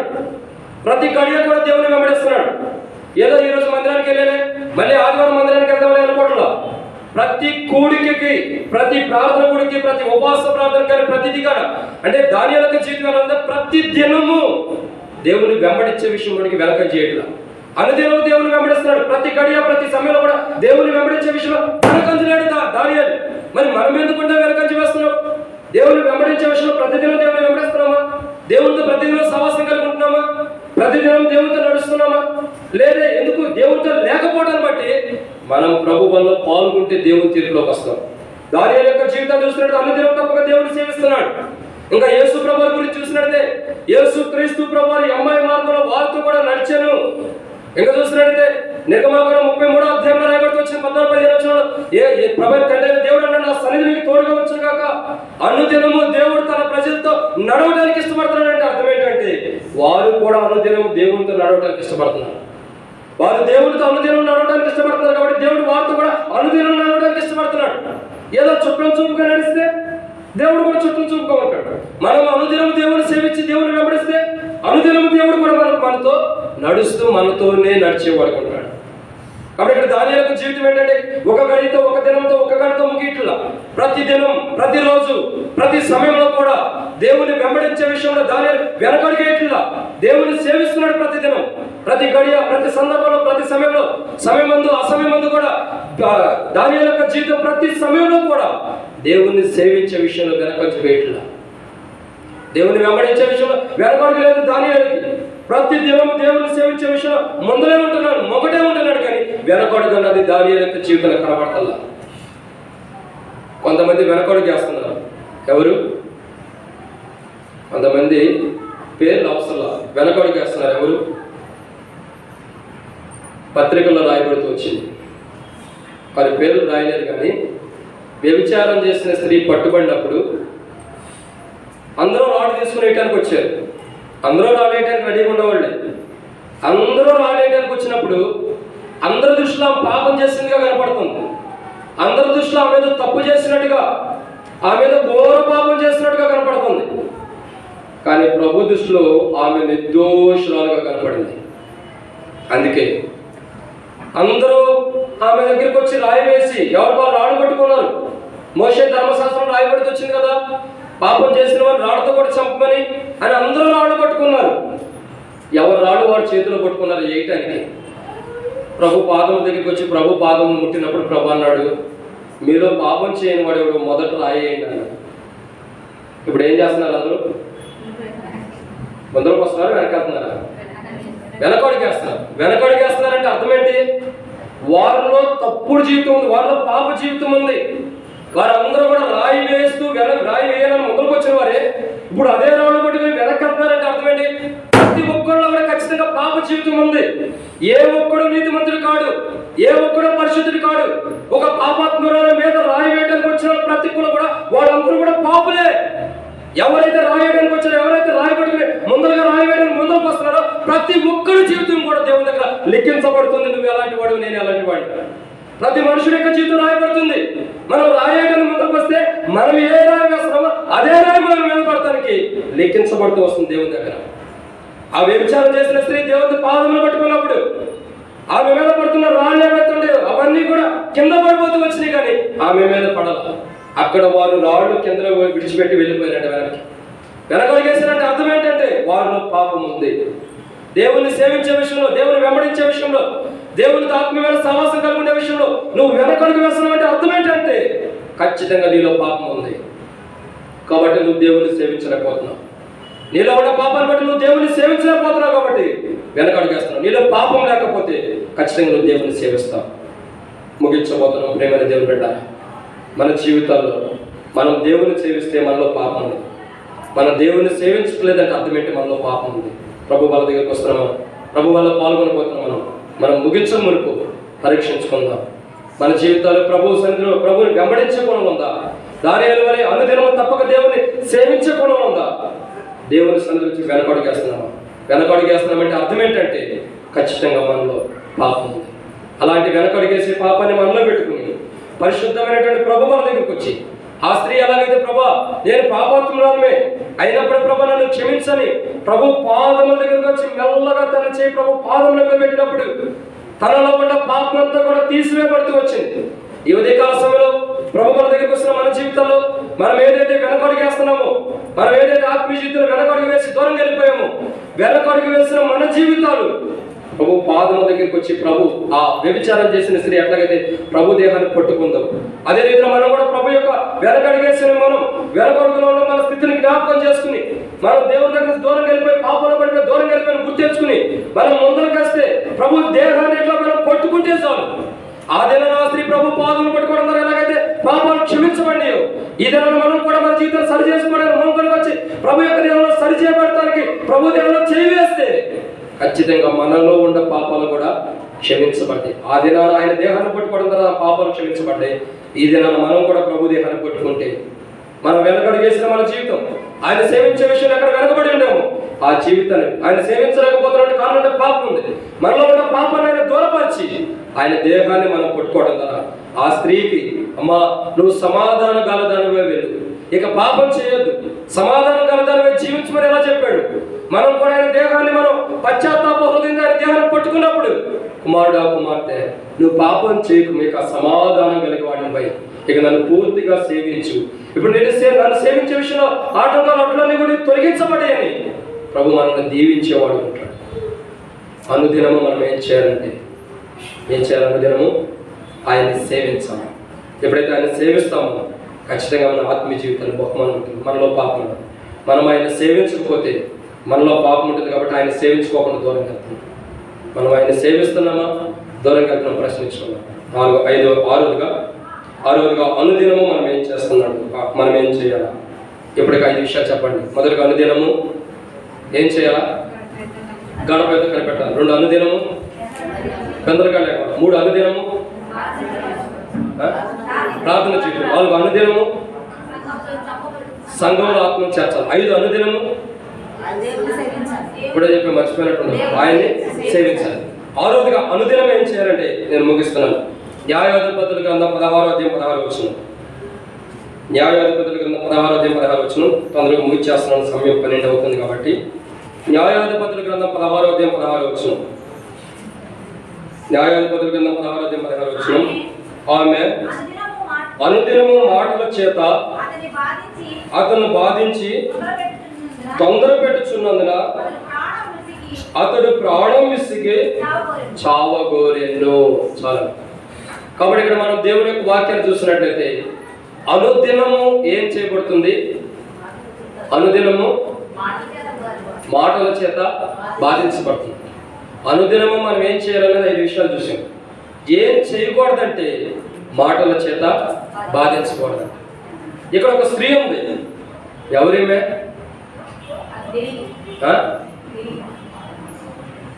చెప్పాలి. ఈమె ఎవరు? వేశ్య.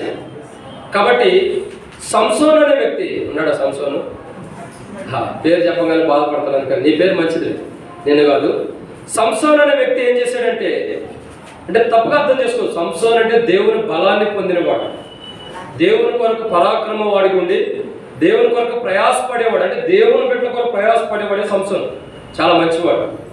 కాబట్టి ఈ సంసోను ఏం చేస్తూ వచ్చాడంటే, పేరు మంచిదే, గుణం గురించి. సంసోను ఏం చేస్తూ వచ్చాడు చెప్పాలి, అక్కడ రాయబడుతుంది. అనుదినము మాటల చేత వేధించబడుతున్నాడు. ఎందుకు వేధించబడుతున్నాడు?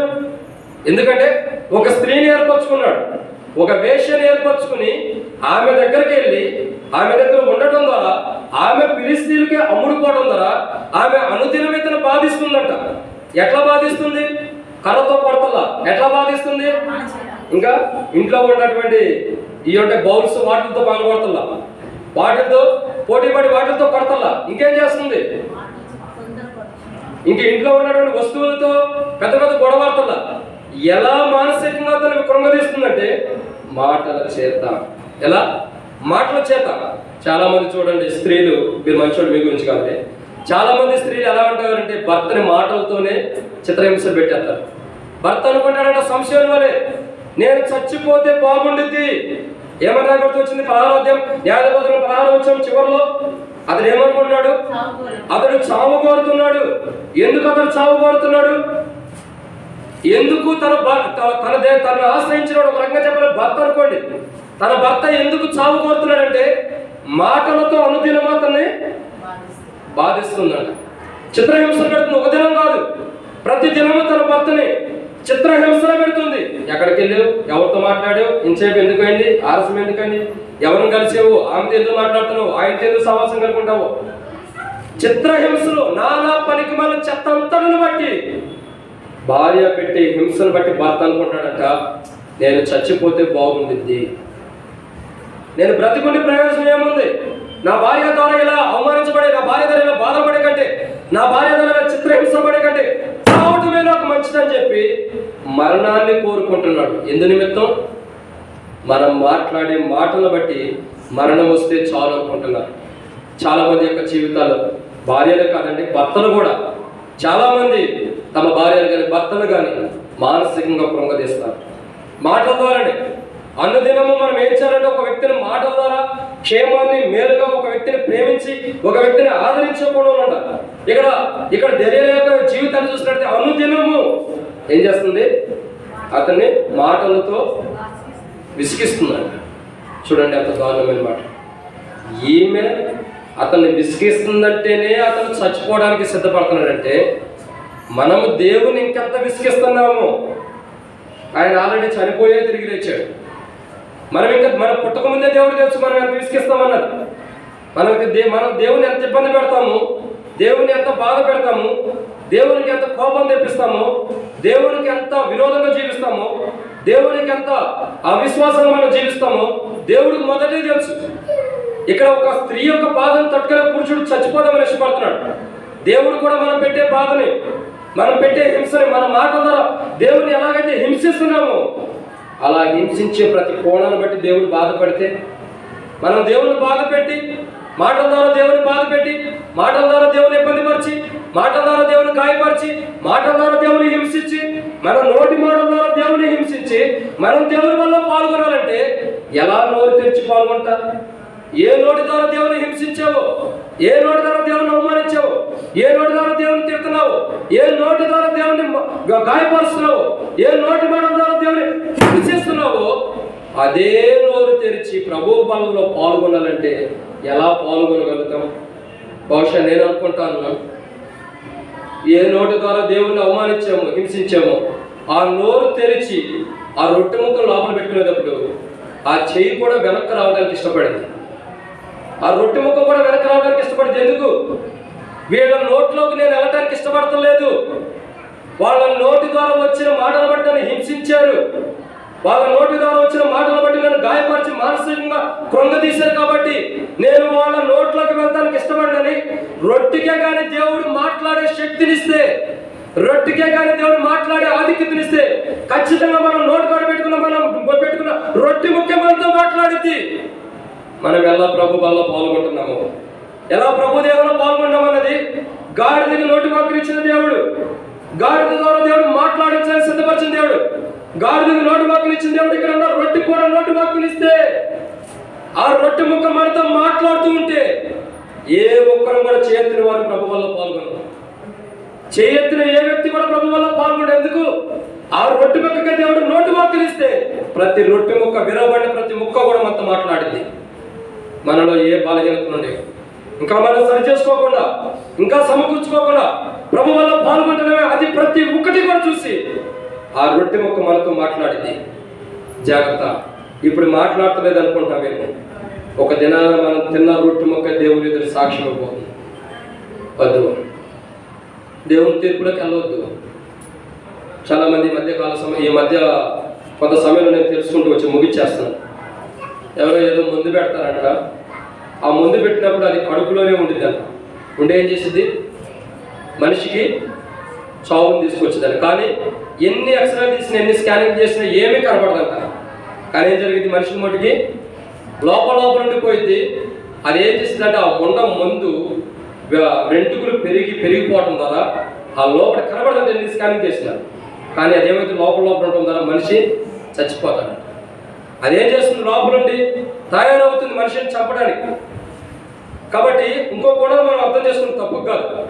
మనం తిన్నటువంటి రొట్టె మన లోపలికి వెళ్ళి ఉండిపోతే అది ఆరిగిపోకుండా, అది అరాయించుకోకుండా, యోనాను ఎలాగైతే తిమ్మింగలం మింగి కూడా అరాయించుకోకుండా అలాగే పెట్టిందో, అలాగే మన యొక్క కడుపులోకి వెళ్ళిన తర్వాత రొట్టె ముక్క కూడా అరాయించుకోకుండా, అలాగే ఆ రొట్టె ముక్క దేవుని తీర్పు కొరకు ఎదురు చూస్తూ మన కడుపులో ఉంటే ఏం చేస్తాం మనం? ఆ రొట్టె ముక్క అరాయించుకోకుండా మన మీద తీర్పు తీర్చడానికి, మన మీద తీర్పు పలకడానికి ఆ రొట్టె ముక్క అరిగిపోకుండా ఆ రొట్టె ముక్క అలాగే మన కడుపులో నిలబడి ఉంటే ఇప్పుడు ఎన్ని రొట్టె ముక్కలు ఉంటాయో మన లోపలప్పటికి. ఇవన్నీ కూడా మన మీద దేవుని దగ్గర సాక్ష్యం ఇస్తే, ఒక్కొక్క రొట్టె ముక్క మన నోటి నుంచి కక్కుతూ ఉంటే, ఒక్కొక్క రొట్టె ముక్క మనం తిన్న ప్రతి ఒక్కటి కూడా బయటికి కక్కుతూ వస్తూ ఉంటే, ప్రతి ఒక్కటి మన మీద సాక్ష్యం ఇస్తుంటే, ప్రతి రొట్టె ముక్క ప్రభా వీళ్ళు ఎలా పాల్గొన్నారు, వీళ్ళు ఎలా పాల్గొన్నారు, వీళ్ళు ఎలా పాల్గొన్నారు, వీరు సరి చేసుకోలే ప్రభా, ఇలా నన్ను తినడం ఎలా జీవితం కలిగి నోరు తెరిచారు ప్రభా అని ప్రతి రొట్టె ముక్క మన మీద సాక్ష్యం ఇస్తే అప్పుడు దేవుని దగ్గర ఏం చెప్పగలుగుతాం? మనం తిన్న రొట్టె ముక్కే మన మీద సాక్ష్యం ఇస్తే ఏం చెప్పగలుగుతాం చెప్పండి? దేవుడు పక్కనోడుగా మన మీద సాక్ష్యం ఇస్తుంది. పక్కనోడు వాడుగా మన మీద సాక్ష్యం ఇస్తుంది. ఎవరు? మనం తిన్న రొట్టె ముక్క మన మీద సాక్ష్యం ఇస్తే మన జీవితం ఎలా ఉంటుంది? అప్పుడు దేవుని తీర్పులోకి రాకుండా పరలోకానికి మనం వెళ్తామా? పరలోక రాజ్యంలో కూర్చుంటామా? అబ్బా ప్రభా నేను తిన్న మొక్కలన్నీ అటు చూపించేవి ఎంత గొప్ప దేవుడివి, ఎన్నో రోజులు ప్రభు పల్లె పాల్గొన్నానని మొత్తం లెక్కేసుకుంటాం. ఎన్ని మొక్కలు వచ్చినాయి అన్ని వారాల్లో పనులు పాల్గొన్నట్టే మొత్తాన్ని లెక్క పెట్టుకుంటావు. ప్రభా ఇన్ని వారాలు ప్రభు వల్ల పాల్గొన్నానా? అవునమ్మా ఇన్ని వారాలు పాల్గొన్నావు. ఎట్లా పాల్గొన్నావు? అశ్రద్ధ జీవితం ఉంది. సరైన విధానం లేకపోవటాన్ని బట్టి అనుదినం నీ మాటలు సరైన విధానం లేవు. నువ్వు ప్రభు వల్ల పాల్గొనేటప్పుడు అనుదినం సరైన విధానం లేదు కాబట్టి ఆ మాటలే ఈ దినాలు ఈ రొట్టె ముక్కలు నీ మీద సాక్ష్యం ఇస్తున్నాయి. ఇదేంటి ప్రభా నేను తిన్నా నా మీద సాక్ష్యం ఇస్తున్నాయా? అవును, నువ్వు తిన్నవే నీ మీద సాక్ష్యం అయిపోతున్నాయి. ఎవరు నీ మీద సాక్ష్యం అయిపోతున్నా? నువ్వు ఎలా రొట్టెలో పాల్గొంటావో ఆ చిన్న రొట్టె మొక్క నీ మీద సాక్ష్యం అయిపోతుంది. గుర్తుపెట్టుకో, ఆ రొట్టె మొక్క మన మీద సాక్ష్యం ఇవ్వకమునిపే అనుదినము మన మాటలు మనం దేవుని లేచేలా సమకూర్చాలి. నువ్వైనా నేనైనా ఇప్పటివరకు మన మాటలు ఎలా ఉండాలి? ఎలా మన మాటలు ఇతరులను బాధించే, ఇతరుని హింసించే, ఇతరుని గాయపరిచే, ఇతరుని అవమానించకుండా ఇప్పటి నుంచైనా మన జీవితం మనం మార్చుకోవాలి. అనుదినం మన మాటలు ఎదుటి వ్యక్తిని హింసించే పనులు ఉండకూడదు. ఇక్కడ డెలీలా ఏం చేస్తుంది? అనుదినము మాటలతో హింసిస్తుంది. మనం కూడా అలాగ మాటలతో హింసించే అనుభవం ఉంటే నువ్వైనా నేనైనా జీవితాన్ని సరి చేసుకున్నాం. ఏడోదిగా అనుదినము ఏం చేయకూడదు. రండి దేవుని యొక్క వాక్యాన్ని చూసినది చివరి మాట. మొదటి సమూయేలు గ్రంథం 23వ అధ్యాయం 14 వచనం ముగిస్తున్నాను. మొదటి సమూయేలు గ్రంథం 23:14. అయితే దావీదు అరణ్యంలో కొండ స్థలం యందును ఒక పర్వతమునందు నివాసం చేయుచుండెను. సౌలు అనుదినము అతని పెరిగినను దేవుడు సౌలు చేతికి అతన్ని అప్పగించలేదు. చాలు. కాబట్టి ఇక్కడ దేవుని యొక్క వాక్యం చూసినట్లయితే అనుదినము సౌలు ఏం చేయాలనుకుంటున్నాడు? దావీదుని చంపాలని ఎదుగుతున్నాడు. సౌలుకి ఇచ్చిన బాధ్యత ఏంటి తెలుసా? ఇశ్రాయేలుని పరిపాలించడం అంటే కాపాడే బాధ్యత ఇచ్చాడు. వారిని సరైన మార్గంలో పెట్టే బాధ్యత కూడా ఇచ్చాడు. ఇశ్రాయేల్ ప్రజలకు కూడా బాధ్యత ఉంది, వారు కూడా సరైన క్రమంలో ఉన్నారు. కానీ ఇక్కడ సౌలు ఏం చేస్తున్నాడంటే దేవుడు ఇచ్చినటువంటి ఆధిక్యతను కోల్పోయాడు. దేవుడు ఏ బాధ్యత ఇచ్చాడు, ఏ అధికారం ఇచ్చాడు దాన్ని కోల్పోయి అనుదినం ఏం చేస్తున్నాడు? దావీదుని చంపడానికి ప్రయత్నిస్తున్నాడు. ఇంకే పని పెట్టుకోవాలా, ఒకటే పని. ఏంటిది అది? దావీదుని చంపడం. అనుదినము ఉదయం లేవడంతో సాయంత్రం పడుకునేందుకు కూడా సౌలు యొక్క పని ఏంటంటే దావీదుని చంపడమే. అంటే దావీదు యొక్క మరణాన్ని కోరుతున్నాడు. దావీదు ఎవరు? సౌలుకి దావీదు ఏమవుతాడు? అల్లుడు మరణాన్ని కోరుకుంటున్నాడు.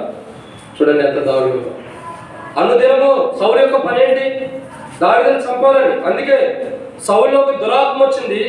సౌలులో ఏముందంటే స్థిరమైన మనసు లేదు. ఇక సౌలు యొక్క జీవితంలో నెమ్మది లేదు. ఇక కలవరం వచ్చేసింది. ఎప్పుడైతే కలవరం వచ్చిందో దావీదు సౌలు 1000 కొలది, దావీదు 10,000 కొలది అని ఎప్పుడు అన్నారో అప్పుడే సౌలులో కలవరం వచ్చేసింది. అప్పుడే సౌలులో అంటే ఒక వ్యక్తిని గణపరచడం ద్వారా, ఒక వ్యక్తిని మహింపరచడం ద్వారా, సౌలు కంటే కూడా దావీదుని ఎక్కువగా హెచ్చించడం ద్వారా సౌలులోకి ఏమొచ్చిందంటే దురాత్మ వచ్చేసి సౌలులో ఏం చేస్తుంది? నెమ్మదిని ఉంచట్లా. సౌలులో నెమ్మది లేదు, ఇక సంతోషం లేదు, ఆనందం లేదు. సౌలులో ఏముంది?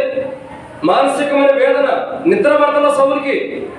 సౌలులో ఇంకేముంది? దురాత్మ రావడం ద్వారా స్వేచ్ఛగా జీవించలేకపోతున్నాడు. సౌలు జీవితంలో నెమ్మది లేదు, పోరాటాలే, పరిగెడతాలే. ఎవరన్నా వచ్చి ఇదిగో దావీదుని ఇంటి పక్కన ఉన్నాడంటే రేతి లేచి కూడా పరిగెత్తుకుంటే వెళ్తాడు. ఎందుకు పరిగెత్తుకుంటే వెళ్తున్నాడు? ఎంత వయసు ఉందో ఒకవేళ సౌలుకి చచ్చే వయసు ఉండొచ్చు, ఎంత వయసు ఉందో తెలియదు కదా. దావీదుకే మామ అవుతున్నాడంటే దావీదు కంటే పెద్దవాడే వయసులో.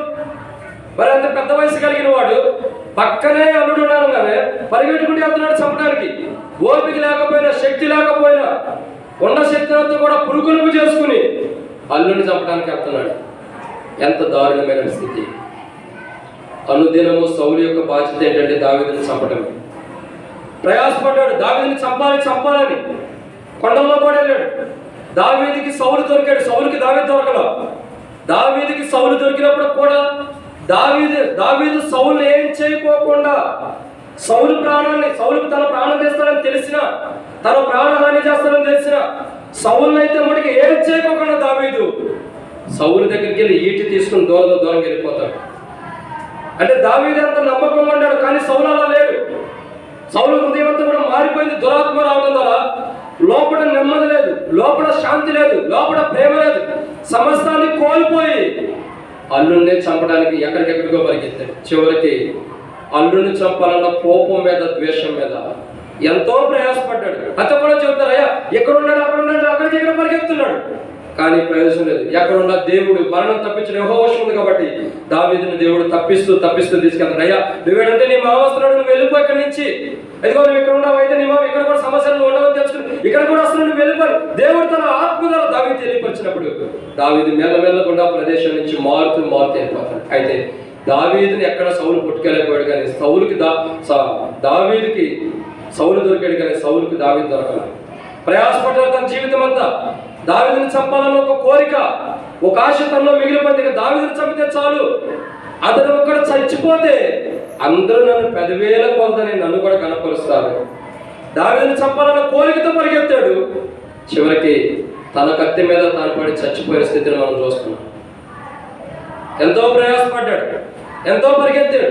రేతులు నిద్ర లేదు, పగలు నిద్ర లేదు, నిద్రాహారాలు మాని, రేయం పగలు నిద్రలు మాని అల్లుడు ఎక్కడ ఉన్నాడు చంపడానికి ప్రయాసపడతాడు. దావీదు చేసిన తప్పు ఏంటి? గొలియాతుని జయించడమే దావీదు చేసిన తప్పు అక్కడ కనపడుతుంది. ఎవరికి? సౌలుకి. అప్పటి వరకేమో దావీదు అసలు తెలిసినాక దావీదు గురించి ఏం లేదు. దావీదులో సౌలు కనబడిన తప్పు ఏంటంటే గొలియాతుని చంపడం. వాడిని చంపకపోతే ఈ సౌలు కూడా చచ్చేవాడు, లేదా వాడికి దాసులు అయ్యేవాడు. ఇంకా మేలు చేసి యుద్ధం చేసి ఇశ్రాయేలు ప్రజలను కాపాడితే ఏమంటున్నాడు? సౌలు దావీదుని చంపాలని ప్రేరేపణ కలిగి ప్రయత్నిస్తున్నాడు. ఎక్కడ దావీదు దొరుకుతాడు, ఎక్కడ కొండలో ఉన్నాడు, ఎక్కడ ఉన్నాడంటే అక్కడ పరిగెత్తుకుంటూ వెళ్ళిపోయాడు. చివరికి దావీదు యొక్క జీవితం ఎంతో రాజుగా సింహాసనాన్ని అధిష్టానం చేసుకున్నాడు. సౌలు తన కత్తి మీద తన పడి చచ్చిపోతూ వచ్చాడు. 2 సమయాల గ్రంథం చివరిలో రాయబడుతూ వచ్చింది. సౌలు తన కత్తి మీద తన పడి చనిపోయిన అనుభవం కనబడుతుంది. కారణం ఏంటి? సౌలు యొక్క జీవితంలో అనేకులు చంపాలి. అనుదినము దావీదు మరణాన్ని చూశాడు, చివరికి తన మరణం తను తెచ్చుకున్నాడు. మనము కూడా మన జీవితాల్లో అనుదినం మనం మరణాన్ని మనం చూసుకుంటే, ఇతరుల మరణాన్ని మనం చూస్తే మన మరణం మనకు వస్తుంది. మనం ఆత్మీయంగా మరణించినట్టే, మనం ఆత్మీయమైన మరణం మనకు రాకూడదు. సౌలు లాంటి వాడు సాతానుడు ఏం చేస్తాడంటే మన ఆత్మీయ జీవితాన్ని మన ఆత్మీయ జీవితాన్ని కొల్లగొట్టడానికి, మనల్ని చంపడానికి, మన ఆత్మీయ జీవితాన్ని నష్టపరచడానికి సాతానుడు ఏం చేస్తాడంటే మనల్ని ఆత్మీయంగా ఎదుర్కోకుండా మనం చంపడానికి సాతానుడు మనం వెంబడించేవాడు కొట్టాడు.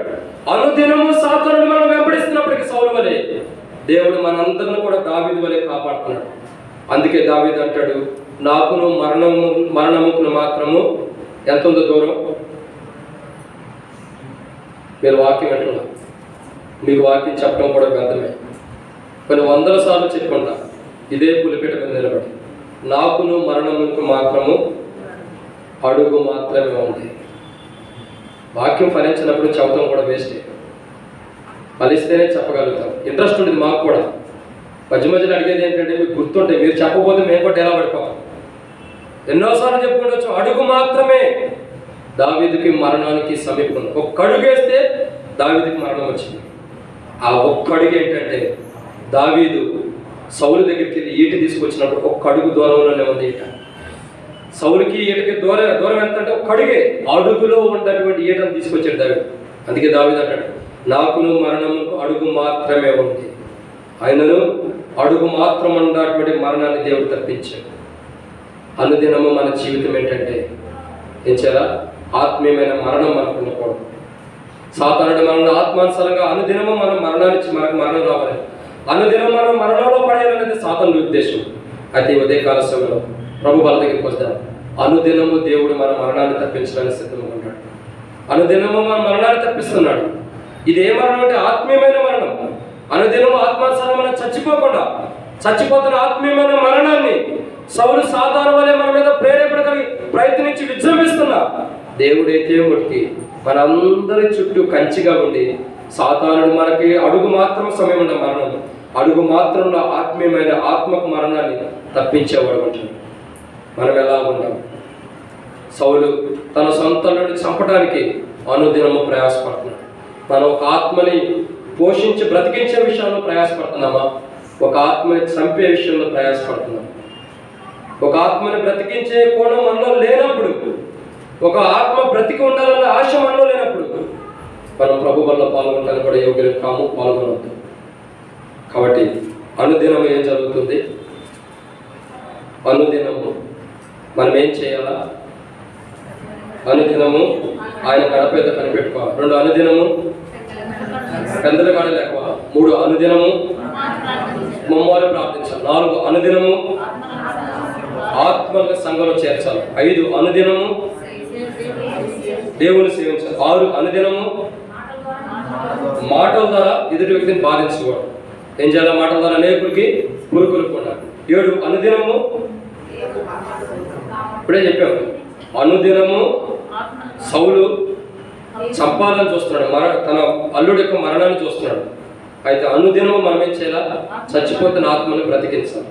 సో చనిపోతున్న ఆత్మను బ్రతికించే కోణం, అడుగు మాత్రం ఉన్న ఆత్మను బ్రతికించేటటువంటి ఆశ మనలో లేనప్పుడు ప్రభు వల్ల పాల్గొనదు. అనుదినం వీటిని మనం చేయలేనప్పుడు అనుదినం ప్రార్థన చేయడం, అనుదినం దేవునితో సావాసం, అనుదినం దేవునితో ఐక్యత, అనుదినం ప్రతి ఉదయం ప్రభుత్వం పెద్దలు కట్టేసి ప్రభుత్వం సావాసం, ప్రార్థన జీవితం, ముమ్మారు ప్రార్థన జీవితం, అనుదినం దేవునితో సహవాసం మనకు లేనప్పుడు మనం ప్రభు వల్ల పాల్గొనడానికి కూడా యోగ్యం కాదు.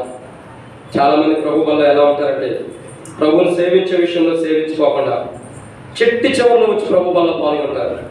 వాక్యం వినరు, వాక్యం వినే అనుభవం కూడా ఉండదు, వాక్యం గురించి మర్మం కూడా ఉండదు, వాక్యం ఏమీ వినకపోకుండా చివరిలో వచ్చి మనం ఏం చేస్తాం? ప్రభు వల్ల పాల్గొంటాం. ఏమిటికి ఉపయోగం? నువ్వు వాక్యం వినకపోకుండా ప్రభు వల్ల పాల్గొంటే దేవుని తీర్పు వస్తుంది. ఎవరైనా సరే బహుశా రాబోతున్న దినాల్లో కూడా గుర్తుంచుకోండి, ప్రతిసారి చెప్పరు. మీరు కానీ వాక్యం వినకపోకుండా ప్రభు వల్ల వర్తమానం వినకపోకుండా ప్రభు వల్ల పాల్గొంటే అసలు ఏ వర్తమానం చెప్పాడో, ఎందుకోసం మనం ప్రభు వల్ల దగ్గర సరి చేసుకోవాలో వినకోకుండా ప్రభు వల్ల పాల్గొంటే ఎలా సరి చేసుకోవాలో తెలియక ప్రభు వల్ల పాల్గొంటాం కాబట్టి ఏమైంది? తీర్పు వస్తుంది. ఇంకొక మాట చెప్తాను, ఎవరైనా సరే వర్తమానాలు జరిగే టైంలో అటు ఇటు తిరగదు. ఏదైనా అర్జెంట్ అయితే వెళ్ళినట్టు కానీ ఎక్కువ సమయాన్ని దేవుడికి కేటాయిద్దాం. ఎందుకంటే ప్రతి వాక్యం ద్వారా మనం సరి చేయబడాలి, ప్రతి ప్రభు వాళ్ళ దగ్గర మనం సరి చేయబడాలి. ఎందుకంటే మన జీవితం ప్రాముఖ్యమైనది. సరి చేయబడకోకుండా సమకూర్పు లేకుండా మనం ప్రభు వల్ల పాల్గొంటే, వాక్యం వినకుండా ప్రభు వల్ల పాల్గొంటే ఏమొచ్చిందంటే దేవుడి తీర్పు వస్తుంది. ఎలా పక్కన ఉన్న వాళ్ళందరూ సరి చేసుకుంటారు. వారి దగ్గరికి వెళ్ళి ఏ వాక్యం చెప్పాడు, ఏ మాట చెప్పాడు, నాకు చెప్పిన సరి చేసుకుంటానంటే వాడు ఏం చెప్పగలుగుతారు? వాళ్ళని వాళ్ళు సరి చేసుకుంటూనే సరిపోయింది. మనం వెళ్ళి అడిగిన చెప్పడం. కాబట్టి ఎవరమైనా సరే ప్రభు వల్ల పాల్గొనేటప్పుడు వాక్యం విని వాక్య ప్రకారం సరి చేసుకుని ప్రభు వల్ల పాల్గొంటే ధన్యులు. అలా మనం అందరం కూడా వాక్యం విని వాక్య ప్రకారం ప్రభు వల్ల పాల్గొన్నట్టు ప్రభు మనకి తప్పిపోయిన మన జీవితాలు, దూరం వెళ్ళిపోయిన మన జీవితాలు, అనుదినం దేవుని సేవించలేని జీవితం, ప్రార్థన లేని జీవితం, పెందలగాడ లేవలేని జీవితం, మాటలతో హింసిస్తున్నటువంటి జీవితం, మరణాన్ని చూస్తున్నటువంటి జీవితం, వీటన్నిటిని కూడా అనుదినం మన జీవితంలో జరుగుతున్న ప్రతి బలహీనతను కూడా ప్రభు మన దగ్గరకు సరి చేసుకుని జీవితం మార్చుకుని ప్రభు వల్ల దగ్గర మనం చేతి వల్ల పాల్గొనబోతున్నాం. పాల్గొనే మనం ఏ రొట్టె మొక్కని తీసుకుని నోట్లో పెట్టుకుంటాం, ఆ రొట్టె మొక్క మనతో మాట్లాడుతుందని గుర్తెరిగి యథార్థ హృదయంతో సరి చేసుకుని ప్రభు వల్ల పాల్గొన్నాం. ప్రభు వల్ల మనం సాధించిన కాక